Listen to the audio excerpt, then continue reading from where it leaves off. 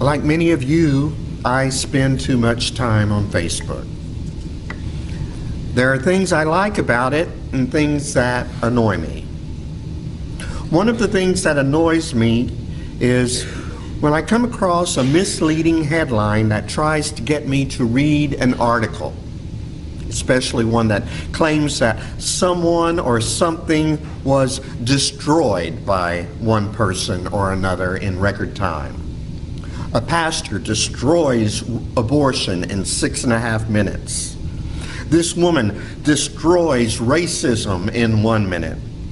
Al Franken destroys Sessions' supposed civil rights record in less than 10 minutes. Go to the article and you discover that no one has been destroyed. The fact of the matter is, one person has simply given their rebuttal. Nothing more and nothing less. But in this morning's reading, Jesus appears to destroy the law in about 3 minutes with the familiar formula of, "You have heard it said, but I say to you." He seemingly destroys the law, but not in a way that appeals to us. You have heard it said, an eye for an eye and a tooth for a tooth, but I say to you, do not resist the evildoer. You have heard it said that if anyone wants to sue you and take your coat, I say to you, give your cloak as well. You have heard it said that if anyone forces you to go 1 mile, go also the 2nd mile. These are difficult words to hear, and even more difficult to put into action. And for that reason, you will hear some people say, Jesus didn't really mean for us to take him literally. He was holding up an ideal for us to work towards. But what if he really did mean them? If he really did mean them, we aren't sure at all that we want to be like him, because quite frankly, offering up my left cheek after I've been slapped across the right cheek isn't appealing. And neither is losing a lawsuit and giving up more than the opponent was suing me for.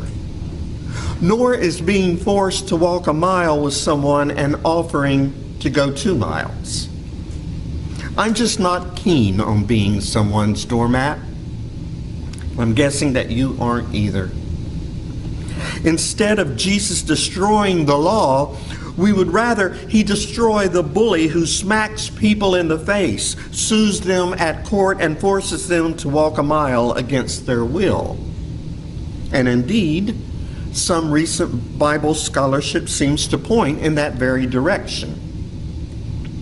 New Testament scholar Walter Wink points out that you can only be struck on the right cheek by a punch with the left hand or a backhanded slap with the right hand.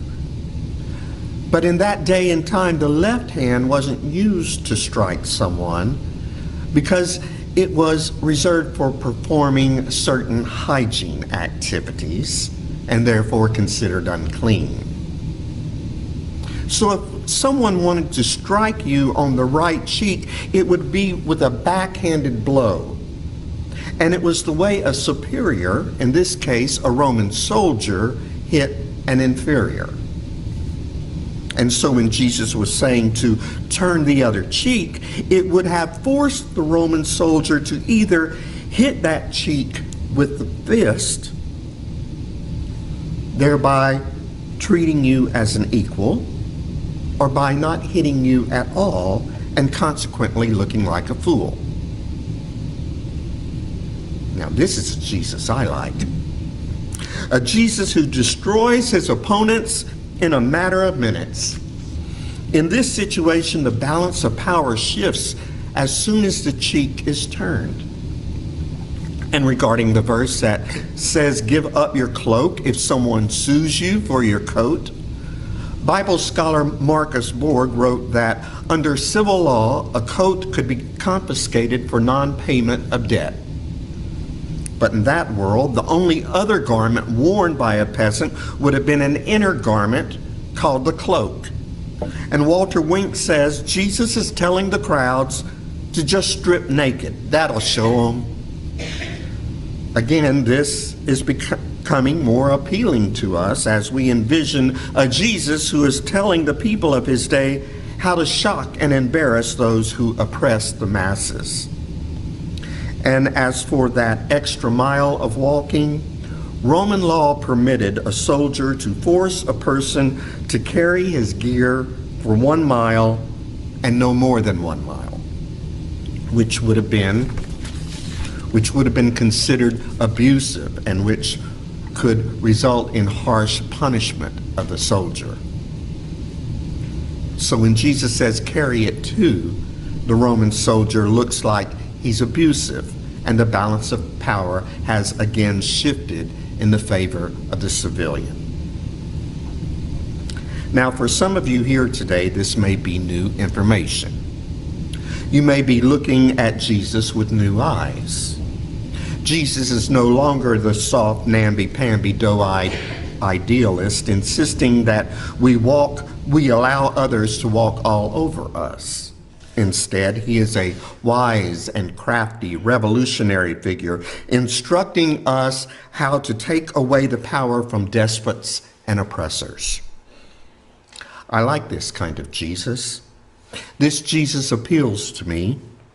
And in fact, it was the image of Jesus that I have embraced for a long time until recently. One reason I have to question the motives of Jesus' advice is because when I read further, where Jesus says to not refuse anyone who wants to borrow from you, I don't see the power shift that Borg and Wink are describing. And I see it even less when Jesus says, love your enemy and pray for those who persecute you.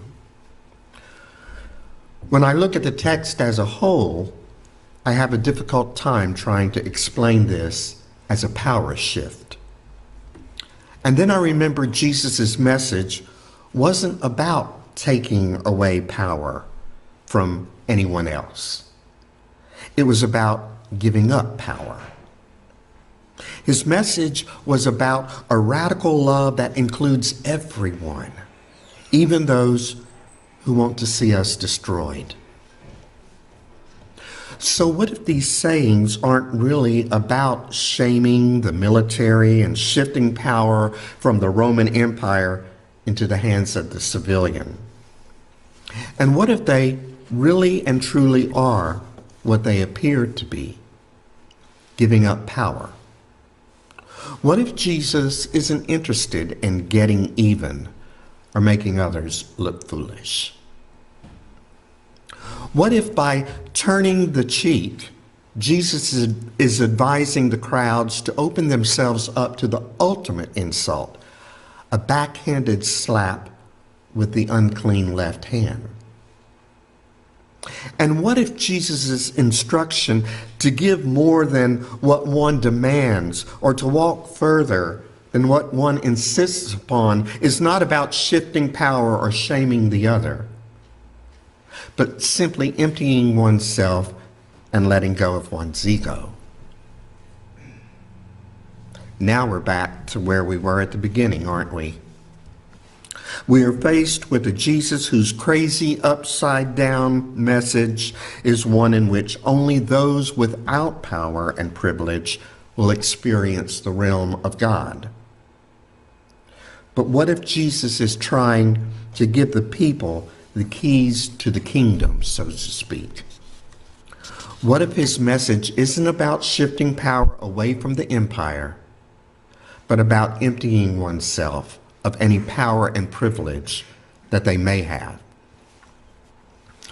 The text concludes with his statement to be perfect as God is perfect. Again, it sounds impossible. But the Greek word for perfect also means complete or mature. Sort of like the perfect tomato on a vine is the one which has had a chance to mature and ripen.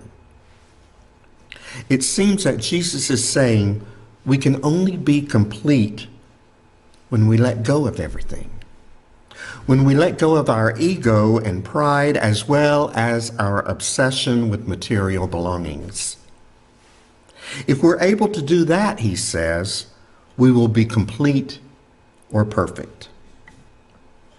And as little as this image of Jesus appeals to me, it seems to fit better with the Jesus of the Gospels.